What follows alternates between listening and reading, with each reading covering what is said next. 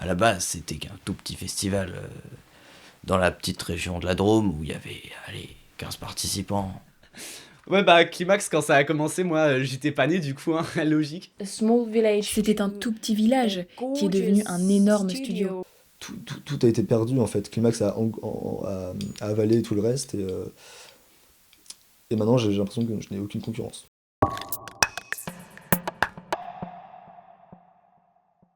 Je suis à Piège Hollywood maintenant et j'en suis fière.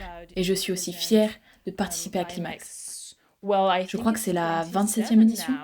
Pour moi, Climax, c'est avant tout des fans qui hurlent ton nom. Moi, je trouve ça magique. Si j'ai participé à Climax, mais ouais, carrément, mon gars, ouais, ouais. Bah là, ça fait 2 ans que ça y est, je fais ma propre équipe et tout, mon petit.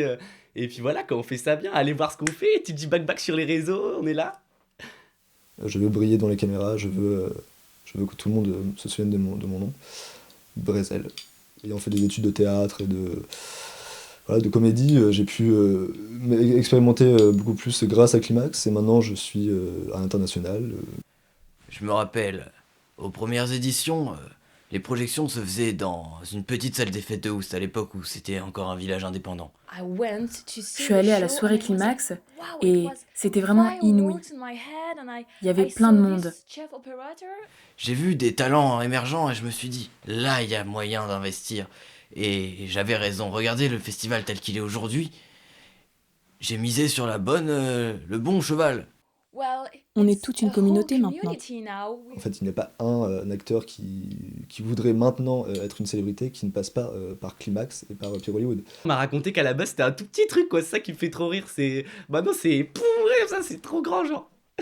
Il y a un avant et un après Climax. Le cinéma sans Climax, je veux dire, c'est comme les rayures sans le zèbre. À l'époque, les remises de thème se passaient dans un petit bar qui s'appelait le Solor.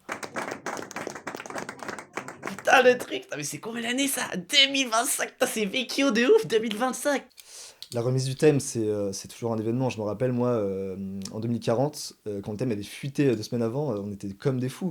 Il y a eu des émeutes partout, les voitures brûlées. Climax est un super événement. Ramenez tous vos proches et faisons la fête ensemble. Putain, t'imagines, il y a eu un Climax 7 quand même. Il y a eu Climax 2. Il y avait eu un Climax 11. Genre trop vecchio.